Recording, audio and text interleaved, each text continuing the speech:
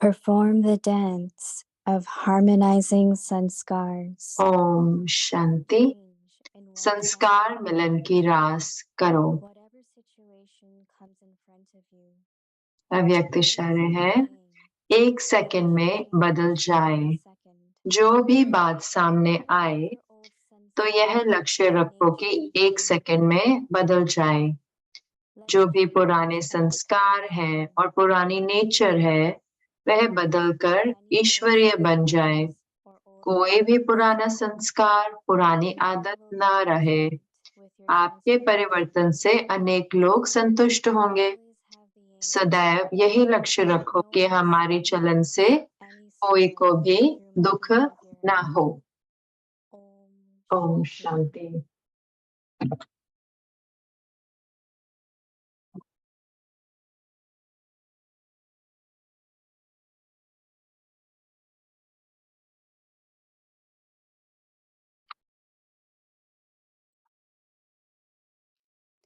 ओम शांति। ओम शांति। अव्यक्त परिवार में आपका स्वागत है। आज है दिन 27।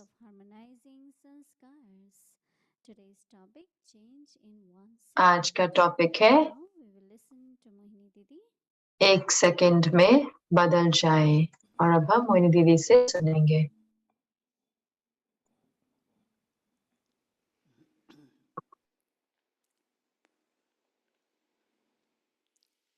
ओम शांति। ओम शांति। हर कोई अच्छे हैं? सब कोई ठीक है?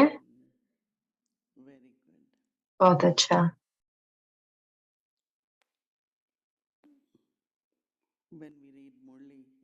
जब हम अव्यक्त मुरली पढ़ते हैं संडे को, तो पूरा हफ्ता छोटा छोटा मुरली का भाग जो है रिवाइज होता है, क्योंकि हम सोचते हैं कि हम याद नहीं रखते। लेकिन जब हम ऐसे जब तक दूसरी अव्यक्त मुरली आएगी कल, तो जो आप सुनते हैं वो थोड़ा थोड़ा भाग होता है अव्यक्त मुरली का, तो रिविजन होती है। और जब बाबा बात कर रहे थे कि हम मुरलियां रिवाइज भी कर रहे हैं 1969 से, जनवरी में जब हमने सोचा कि हमें कुछ अलग करना चाहिए, तो मैंने सोचा कि मैं सही में चाहती हूँ कि क्या बाबा ने कहा 1969 में। तो जब बाबा अव्यक्त हुए यज्ञ के सिस्टम के बारे में और कैसे मुरली पढ़ी जाएगी, तो बहुत सारी चीजें थी जो बाबा ने बोली, क्योंकि हम सबके इतने संकल्प थे कि क्या होगा, मुरलियों का क्या होगा, तो इतने सारे संकल्प थे। और बाबा आए और मैसेज था ये जो बाबा आए और बाबा ने सब चीजों का आंसर दिया, सबका उत्तर दिया, बहुत स्पष्ट रीति।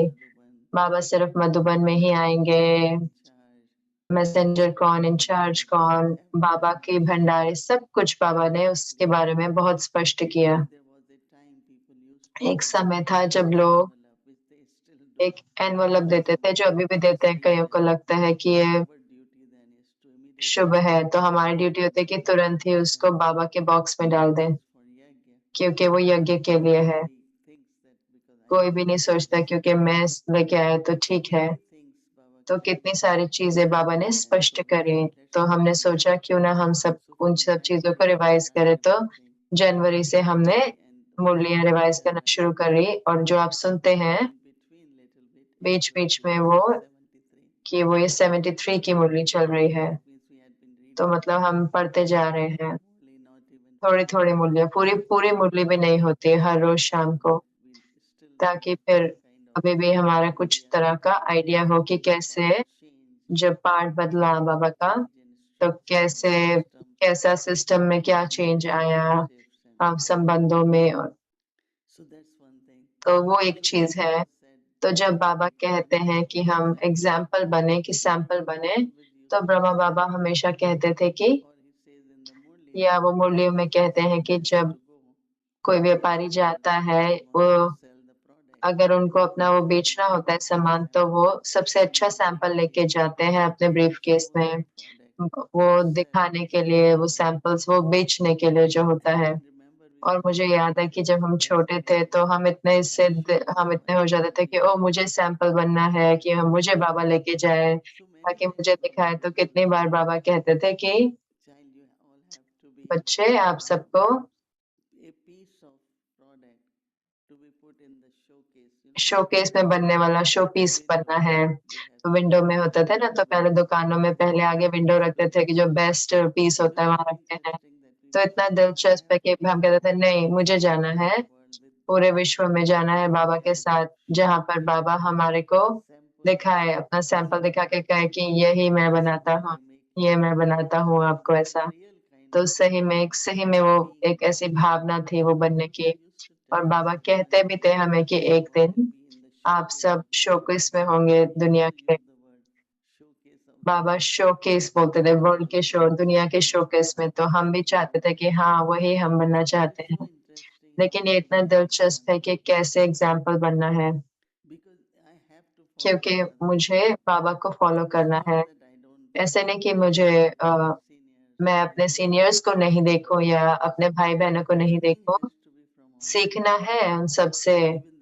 और इतने सारी चीजें हैं जो हम छोटों से भी सीखते हैं। हम कहने के ये नहीं कह सकते कि हम सिर्फ दादियों से ही सीखते हैं, लेकिन हम सीखते हैं। अगर हमारा स्वभाव है सीखने का तो आप हमेशा अच्छी चीजें ही सीखेंगे। जैसे कि वरना या हम जिद्दी होते हैं या फिर हमारे अंदर अहंकार होता है, नहीं मुझे पता है मुझे सीखने की जरूरत है। कईयों की अपनी जो सीख होती है वो ब्लॉक हो जाती है तो वो फिर आगे नहीं बढ़ पाते। जब मैं भारत में थी तो इतनी सारी बहनें थी जैसे कि, तो वो मेरी उम्र के हैं जैसे कि बहुत बहुत आए, और वो आती हैं 2 बारी आते हैं साल में। तो 80 के आसपास है। तो हर कोई जरूरी नहीं है कि आज के समय से जान पहचान हो उनकी, चाहे आईटी है या इतनी सारी चीजें होती हैं। तो मेरे को थोड़ा बहुत पता है, थोड़ा बहुत हर चीज के बारे में, लेकिन उनको नहीं पता था। तो जब कुछ आया तो उन्होंने कहा कि, लेकिन फिर जो उनका स्वमान, जो उनका सिर्फ वही नहीं, लेकिन विश्वास करना और दूसरों को विश्वास करना और एक दूसरे को सम्मान देना, वो हमने एक दूसरे से सीखा है। ऐसा नहीं कि वो हमने एक दूसरे से सीखा। वो जैसे कि तो फिर आप एक एग्जाम्पल बनते हैं या सैंपल बनते हैं, क्योंकि आपने वो विशेषताएं ली हैं। तो वो आपने बहुत कुछ सीखा है। और अभी मॉडर्न एज में भी जो वर्तमान परिस्थितियों में, क्योंकि हम इस समय में हम जी रहे हैं ना, तो हमें थोड़ा बहुत सीखना पड़ता है। तो एग्जाम्पल और सैंपल का अर्थ है कि पूरा संपूर्णता, ये जैसे कि सब कुछ उसके अंदर है, सैंपल के अंदर सब कुछ है ना। चाहे आप कैसे बोलते हैं, कैसे आप चलते हैं, अ, आपकी रूटीन क्या है, क्या कैसे कैसे कपड़े आप पहनते हैं, बाबा की यूनिफॉर्म जो हमें मिलती है। और तो सैंपल उसमें सब कुछ हो, सारी विशेषताएं हो, सारी गुण हो, सारे निशानियां हो। लेकिन क्या बाबा हमें दे रहे हैं अव्यक्त इशारों में, तो वो भी बहुत दिलचस्प है। और दादी गुलजार हमेशा कहते थे कि जब कुछ होता है, कई बार कुछ हो सकता है, कोई बहस हो या कुछ भी हो सकता है, कोई बात होती है, तो वो जो बात है वो 3 मिनट के लिए हुई है, 5 मिनट के लिए हुई। तो दादी गुलजार ने कहा कि वो बात तो बहुत समझदार है कि वो होती है और चली जाती है, लेकिन आप क्या करते हैं? आप पकड़ के बैठते हो इतना तेज और सोचते रहते हो, अपने स्थिति को नीचे कर देते हो, अपने योग को डिस्टर्ब कर देते हो।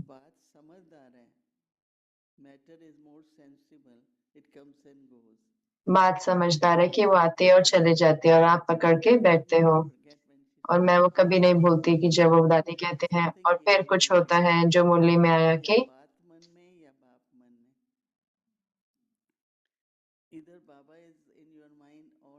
या बात मन में या बाबा मन में। और जब भी बात आती है मेरे मन में, मैं हमेशा अपने मन को कहती हूँ कि आपको बाबा चाहिए कि आपको बात चाहिए, परिस्थिति चाहिए, क्योंकि परिस्थिति आपको इतना चिंता में डाला है कि गुस्सा आता है, बहुत सारी चीजें आ सकती है ना उससे, परिस्थिति से। लेकिन जब मैं कहती हूँ बाबा, बाबा जानते हैं, बाबा मदद करें, बाबा मुझे मदद करेंगे, बाबा मुझे शक्ति देंगे, बाबा मुझे कहीं ना कहीं सुरक्षा कर रहे हैं, तो मैं हमेशा कहती हूँ कि बात है मन में या बाप है। तो ये बहुत ही दिलचस्प पॉइंट है कि क्या उसके लिए चाहिए कि परिवर्तन। एक सेकंड में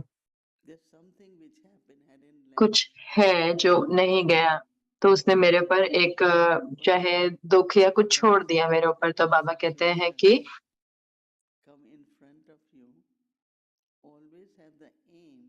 जो भी बात सामने आए तो यह लक्ष्य रखो कि एक सेकंड में बदल जाए।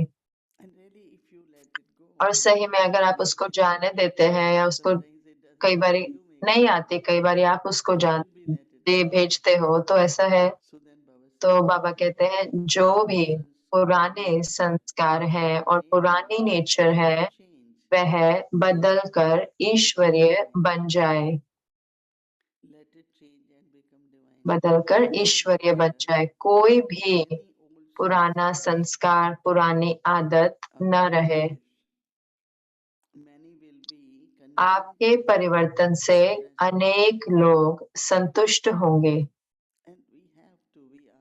और हम कर भी रहे हैं और हमें करना भी है। हर कोई देखता है कि पहले मैं ऐसे करती थी, पहले मैं ऐसे रिएक्शन करती थी, प्रतिक्रिया, लेकिन अब बदल गई है क्योंकि अब मैंने सीख लिया है या मेरा परिवर्तन हो गया है। तो बाबा कहते हैं आपके परिवर्तन से अनेक लोग संतुष्ट होंगे। सदैव यही लक्ष्य रखो कि हमारी चलन से कोई को भी दुख ना हो। तो वो अटेंशन बहुत बहुत जरूरी है। तो हम अभ्यास करेंगे इसका, अंदर में बहुत बहुत हल्के रहेंगे। ओम शांति।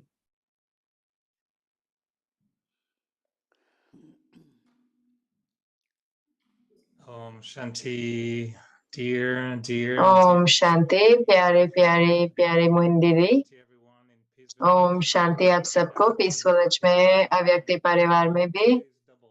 आज डबल है, Two दो है, big flowers. दो बड़े फूल हैं। So greetings to everyone.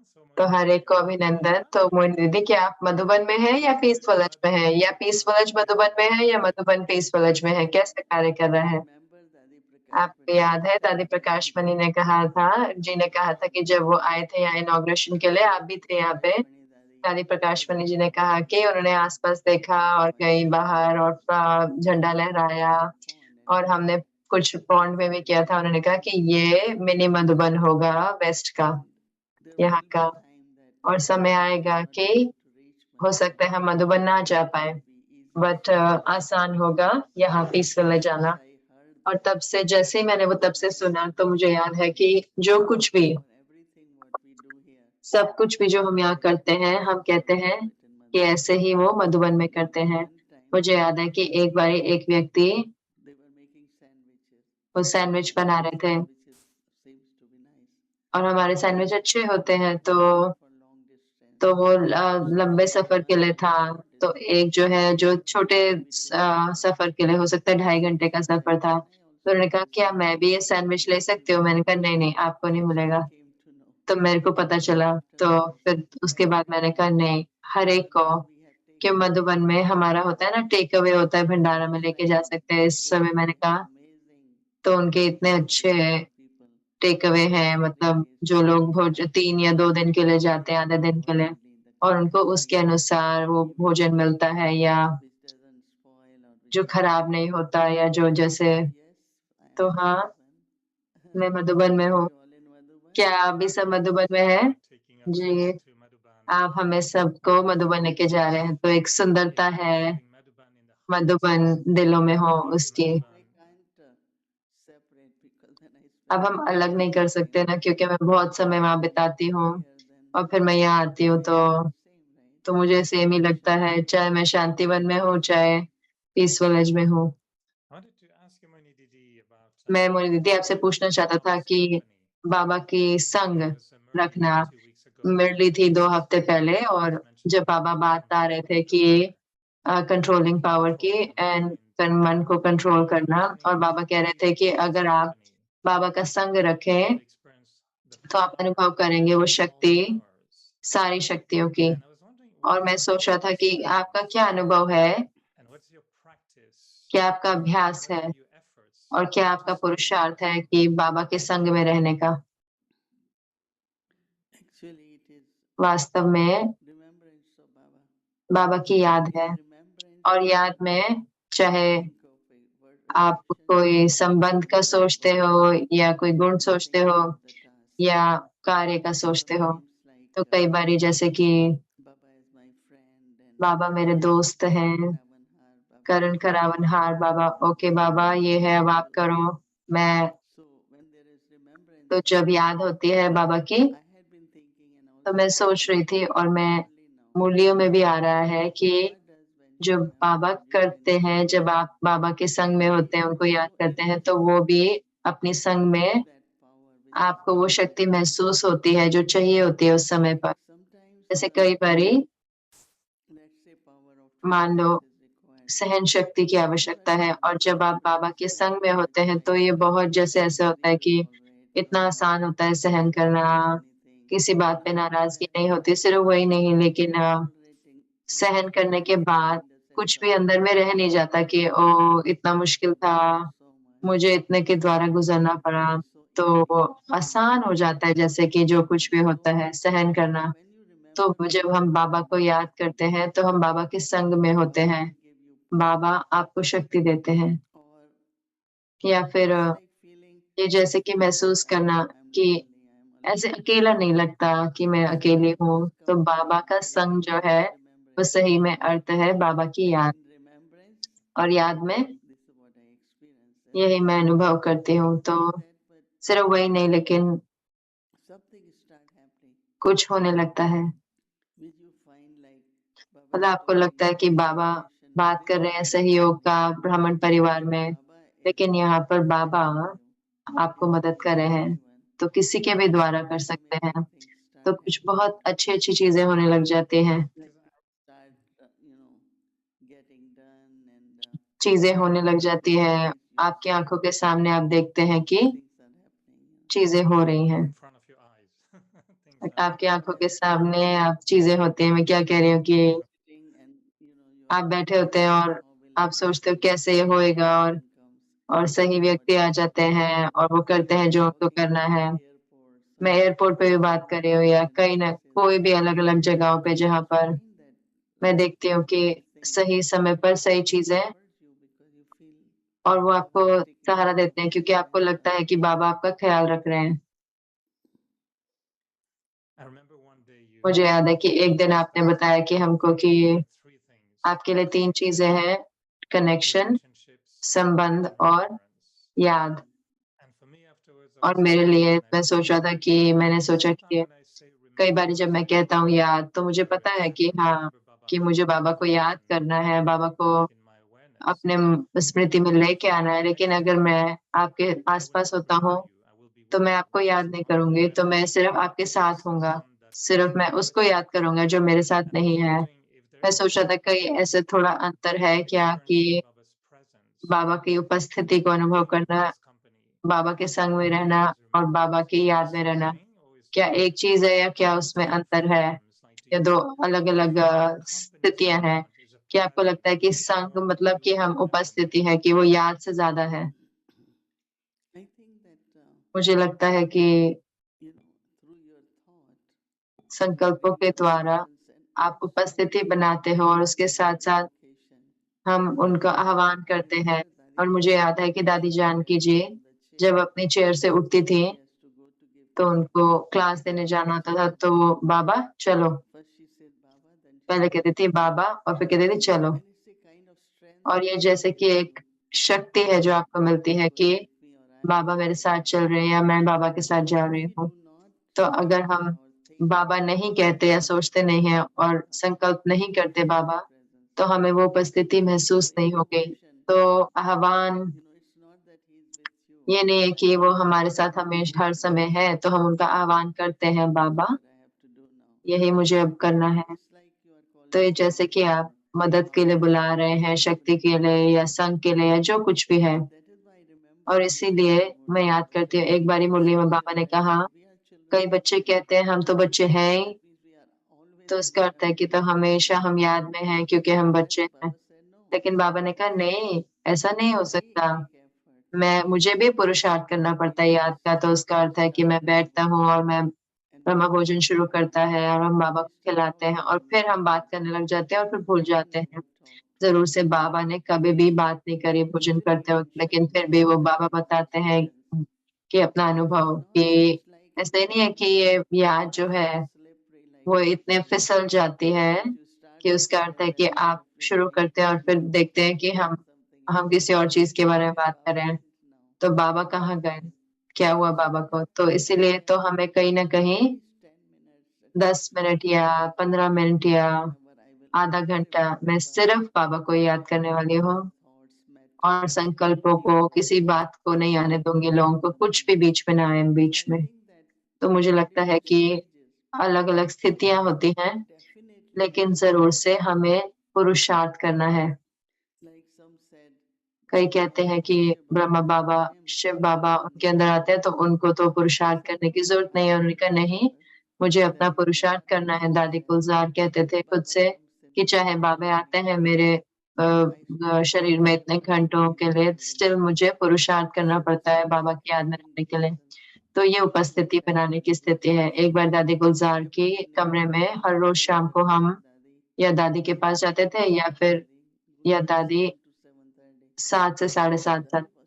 तो दादी बैठी थी जैसे कि एकदम स्थिर, आँखें जो थी बिल्कुल खुली हुई और बाबा को देख रही थी। बहुत बड़ी तस्वीर थी उनकी। तो जब वो खत्म हुआ तो मैंने कहा दादी आप क्या कर रहे थे? मैं बता रही थी बाबा को कि जैसे आप सर्वशक्तिमान हो, तो मुझे भी माँ से सर्वशक्तिमान होना है और मैं बाबा से शक्ति ले रही थी।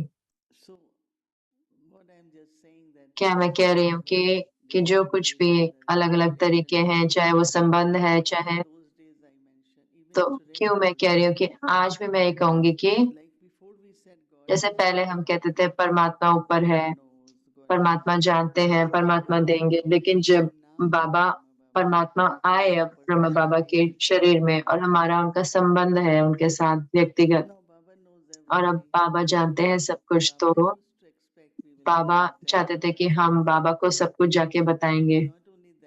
सिर्फ वही नहीं लेकिन जैसे कि हमें एक संबंध रचना है ना, तो वहीं पर ही बातचीत आती है। जैसे बाबा कहते हैं कि बच्चों को चिट्ठी लिखनी चाहिए बाबा को और उन दिनों में ट्यूसडे और फ्राइडे को हम ज़रूर से बाबा को लिखते थे कि सेंटर पे क्या हो रहा है, कितने आए, जैसे कि हम बाबा से बात करते थे अच्छी रीति, सिर्फ संकल्पों के द्वारा नहीं लेकिन हम पत्र व्यवहार में भी और जैसे कि मैंने बताया कि कितनी बारी कि तो मेरा बर्थडे था, पहला बर्थडे था और फिर मैंने कहा कि मैं क्या करूँ? कैसे मैं क्या भेजूँ मैं ब्रह्मा बाबा को? तो मैं 2 पाउंड लेके आई वो बड़े-बड़े साइज़ के काजू, उन दिनों काजू बहुत महँगे होते थे। तो मैंने बाबा को भेजा, बाबा ये मेरे बर्थडे के लिए, तो बाबा ने आलू को फ्राई कर दिया, उसपे थोड़ा नमक डला के अच्छा-सा बना देते हैं ना और मुझे वापस भेज दिया और बोला कि आपने मुझे शूद्र का भेजा, मैंने ब्राह्मण का भोजन भेजा कि जैसे कि कैसे हम बात करते हैं।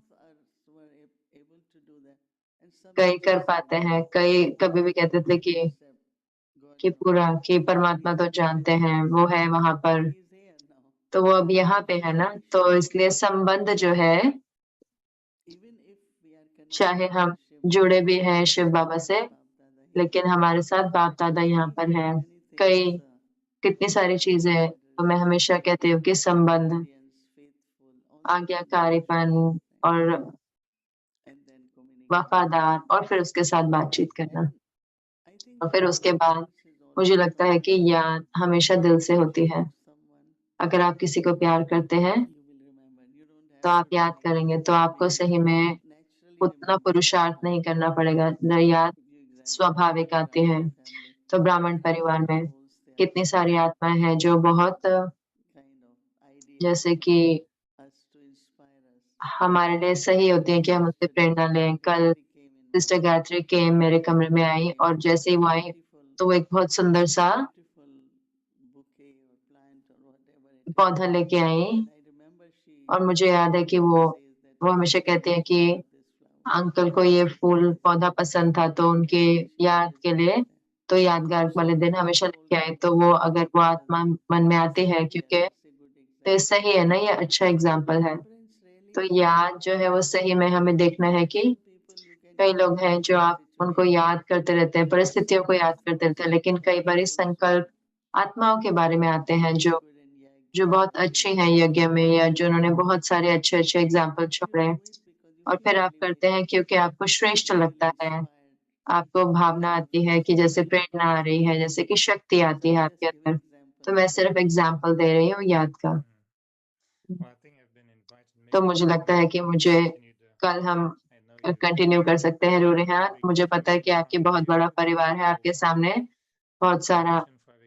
हम अव्यक्ति परिवार को कंटिन्यू करेंगे तो मैं आपको आनंद लेने दूंगा। बहुत सारे अभिनंदन हर एक को। और ये पक्का है कि पीस विलेज में अच्छी खुशबू आ रही होगी मधुबन की, मधु का बन मेपल सिरप की खुशबू आ रही है, हनी की, मधु की नहीं आ रही। हनी मधुबन में। But you brought it. You didn't go to Madhuban. You will come and feed us pancake and maple syrup. आप तो मधुबन नहीं गए, आप यहाँ के हमें पैनकेक और मेपल सिरप खिलाएंगे। Your flowers are beautiful today too. आपके फूल भी कितने सुंदर हैं। मुझे पक्का है कि आप टोली लेके आए होंगे मधुबन से। टोली कहाँ है? Yes, I don't leave without my tolly. मैं अपनी टोली के बिना नहीं जाता। I was thinking that sometimes We had little celebration of 20. आज हमने थोड़ा मनाया 25वां साल पीस विलेज का। और आमतौर में मधुबन में रिट्रीट में मैं कराची हलवा लेके आती हूँ मधुबन से हर एक के लिए। तो भारी होता है लेकिन फिर भी लेके आते हैं। लेकिन फिर उसके साथ नारियल जाता है और डेट्स जाते हैं, जैसे कि सिर्फ नारियल तो कोई मीठे के बिना नहीं खा सकते। लड्डू है ये क्या है? क्या रोल है? Cashew rolls. कैश्यू रोल है। They make rolls. In between they put pistachio, so they call it cashew pistachio rolls. So that's the toli which is from Madhuban. Cashew pistachio roll है। तो ये टोली है मधुबन से। किसी ने पूछा कि कितने सूटकेस भर के लाए हैं टोली के।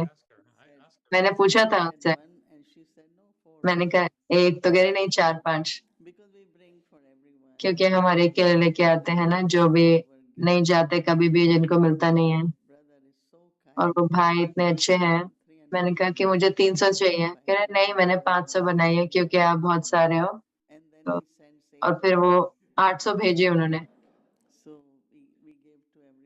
तो हमने हर एक को दिया, अलग अलग सेंटर को दी। तो ये टोली है आज रात के लिए। ओके, यही आपने कहा कि चीजें होती हैं आपके सामने आंखों के आगे। तो आपने काजू याद करे जो आपने बाबा को भेजे 60 साल बाद। कैश्यू आपके पास फिर भी काजू आ रहे हैं वापस। आपके संकल्पों की शक्ति ये सच है, क्योंकि मैं कह रही थी भूमि को कि 800 टोलियां तो कितने काजू उन्होंने लगाए होंगे उसमें। लेकिन फिर उसके साथ साथ इन दिनों भारत में, क्योंकि कश्मीर की वजह से, तो उनको बहुत सारे नट्स होते हैं और जैसे कि इतने महंगे भी नहीं होते और अच्छी क्वालिटी के होते हैं। यूएस के कंपैरिजन में इंडिया के जो काजू बहुत अच्छे होते हैं। तो आप ऐसे ऑयल भी खरीदते हैं ऐसे 60 पाउंड के या क्या, तो वो नट्स भी ऐसे भेजते हैं। तो हम किसी दुकानों को जानते हैं, उनको कॉल करते हैं और फिर वो भेज देते हैं मधुबन में डायरेक्ट, तो हमें जाना नहीं पड़ता। तो हाँ, जरूर से आपने हमें याद दिलाया। देखो कौन से काजू है जो वापस आए हैं। तो आपका काजुओं के साथ अच्छा कर्म है।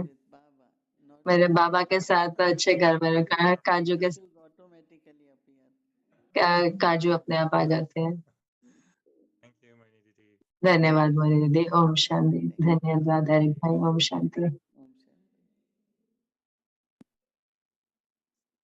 Om पदम Shanti. Bless. गुणा भाग्य और वरदान एपिसोड 450।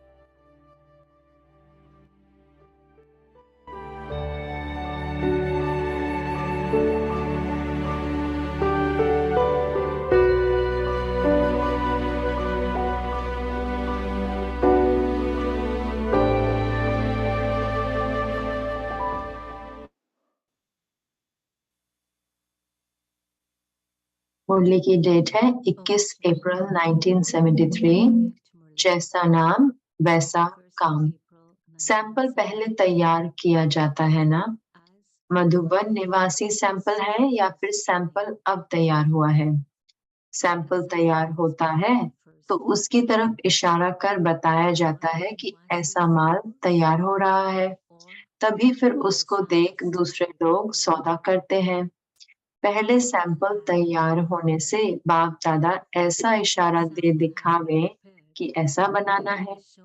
सैंपल बनने के लिए कोई मुश्किल पुरुषार्थ नहीं है, बहुत सिंपल पुरुषार्थ है। सिंपल पुरुषार्थ एक शब्द में यही हुआ कि साथ में बाप का सिंबल सामने रखो। एक शब्द का पुरुषार्थ तो बहुत हुआ ना। अगर सदा सिंबल सामने हो तो पुरुषार्थ में सिंपल हो जाएगा। पुरुषार्थ सिंपल होने से सैंपल बन जाएंगे। मधुबन निवासियों को कितने इंजन लगे हुए हैं? किसी ने कहा 4, फिर तो सेकंड में पहुंचना चाहिए। सभी से सहज पुरुषार्थ का लाभ व गोल्डन चांस मधुबन निवासियों को मिला हुआ है। यह भी मानती हो, मानने में जानने में भी होशियार हो और बोलने में तो हो ही होशियार। बाकी मानने योग्य बनने में देरी क्यों? जितना माननीय योग्य बनेंगे उतना ही वहां पूजनीय योग्य बनेंगे।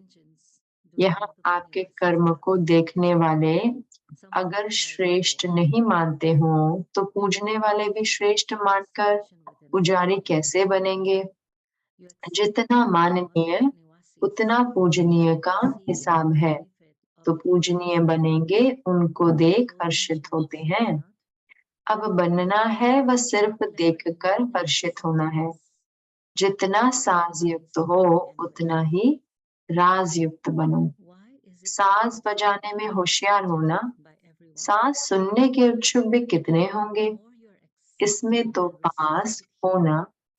जितना साज युक्त उतना राज युक्त बनो। राज युक्त जो होता है उनके हर कदम में राज भरा हुआ होता है। ऐसे राजयुक्त व साजयुक्त दोनों का बैलेंस ठीक रखना है।